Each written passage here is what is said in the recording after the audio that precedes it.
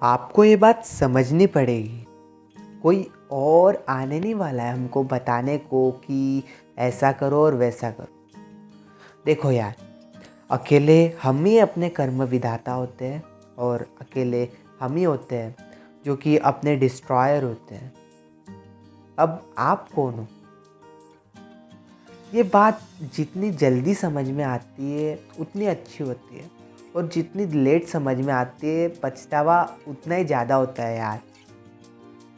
देखो, अपना जो माइंड है ना, वो ये छोटी छोटी चीज़ों के लिए नहीं बना है।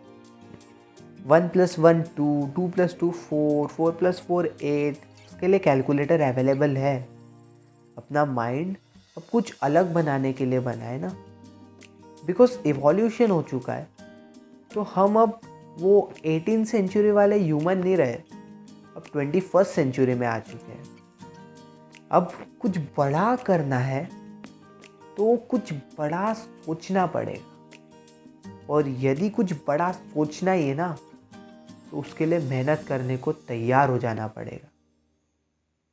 क्योंकि अगर मेहनत करेंगे तो अपने हिस्से की सफलता मिलनी ही है, और अपने हिस्से की सफलता कोई और ले ही नहीं सकता है, क्योंकि मेहनत हमने की है। इन अदर वर्ड्स, अगर बीज बो रहे हो ना तो फल पे पूरा हक है आपका, और अगर बीज ही नहीं बोए तो वो जो पेड़ पे फल लगे हैं आपकी औकात के बाहर है।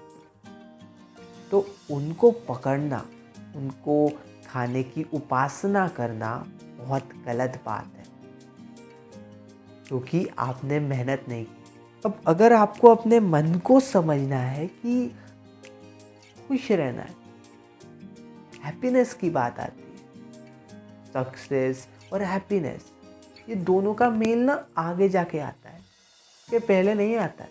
हाइपर होता है माइंड जब हम कोई प्रोसेस ओरिएंटेड होते हैं। देखो, अगर आपको कुछ बड़ा करना है तो प्रोसेस ओरिएंटेड बन जाओ। सक्सेस ओरिएंटेड बनोगे तो अगर सक्सेस नहीं मिली ना, तो आप कुछ सीख नहीं पाओगे उस एक्सपीरियंस से। आपके सारे सेंसेस आपे से बाहर चले जाते हैं, because at the end of the day robot नहीं हो आप, और आपका माइंड बाइनरी डिसीजंस के लिए नहीं बना है। It is mixed with emotions, it is mixed with hormones, और इसके ऊपर ना सोसाइटी एक बहुत ही बड़ा फैक्टर डालती है यार। तो चलो आगे बढ़ो, बट कैसे बढ़ोगे अगर आपका पास्ट आपके पैर को जकड़ के बैठ चुका है? आपके पास्ट की शैडो के आंचल के अंदर बैठे आप आपके भविष्य का दीपक बुझा रहे हो। देखो, अंधेरा ठीक है, लेकिन उजाले से ही सब चीजें स्पष्ट दिखती है। भले ही अंधेरे के अंदर बैठ के आप पूरे चीज़ों का मज़ा उठा सकते हो कि बाहर उजाले में क्या चल रहा है, लेकिन जब तक उजाले में नहीं जाएंगे तब तक उसकी कीमत नहीं समझ में आएगी। देखो, यही सच्चाई है, और ये सच्चाई जो है ना, सबसे कड़वी चीज़ होती है। पास्ट बहुत अच्छा लगता है सोचने में कि हाँ, शायद मैं ये कर चुका होता तो आज कुछ अच्छा होता, बट अब वो हो चुका है। ठीक है, मैं अगर कर लेता तो अच्छा होता, बट अब कर सकता हूँ क्या? The answer is no. तो अभी क्या कर सकता हूँ? थिंक बेस्ड ऑन रियलिटी, और यही बन चुका है भाई।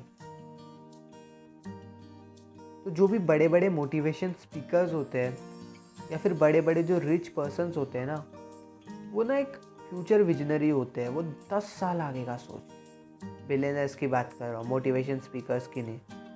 मैं उनका सिर्फ इतना बोल रहा था कि विजनरी होते हैं। तो देखो, इलॉन मस्क के अगर आप स्पीचेस सुनोगे ना, या फिर इलॉन मस्क जैसे बात करते हैं वैसे सुनोगे, तो दिमाग चकराएगा पहले, क्योंकि वो बंदा ना 1-2 साल का नहीं, 5-6 साल का आगे का बोलता है, और इतना ऑप्टिमिस्टिक ओरिएंटेड विजन होता है ना उसकी बातों में कि पहले ही दिन उसका फैन हो जाओगे। तो अपने माइंड को ना वैसी गोलियां चटाओ।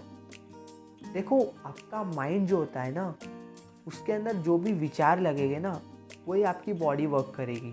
बिकॉज आपके जितने भी सेंसेस होते हैं उससे आपका हार्ट, आपका इंट्यूशन कंट्रोल होता है, और उससे आपका माइंड कंट्रोल होता है और माइंड से आपके थॉट कंट्रोल होते हैं। तो अगर आपके थॉट कंट्रोल में नहीं तो आपकी बॉडी कंट्रोल में नहीं होने वाली है।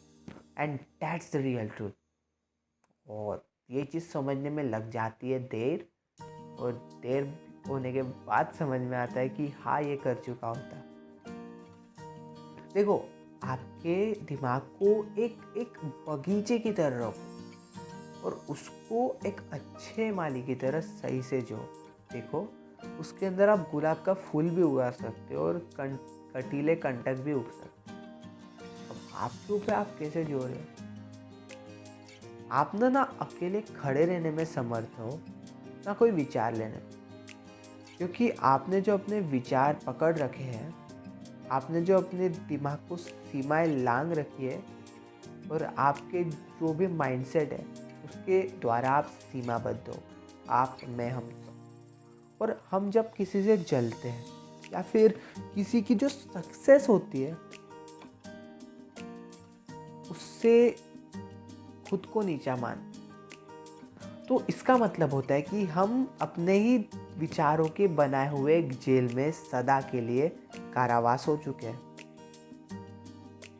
तो हमें ऐसा बनना है क्या? तो आंसर इज नो। तो at the end of the day greatness, अपना ग्रेटफुल रहो, हर चीज़ के लिए ग्रेटफुल रहो। सॉल्टिट्यूड रखो, इसका मतलब है कि थोड़ा सा खुद की कंपनी एंजॉय करना सीख लो, और प्रोक्रेस्टिनेशन बंद कर दो। ये तीनों चीज़ें जब कर लोगे, अपने आप हैप्पी हो जाओ। तो that's it for today. Thanks for watching.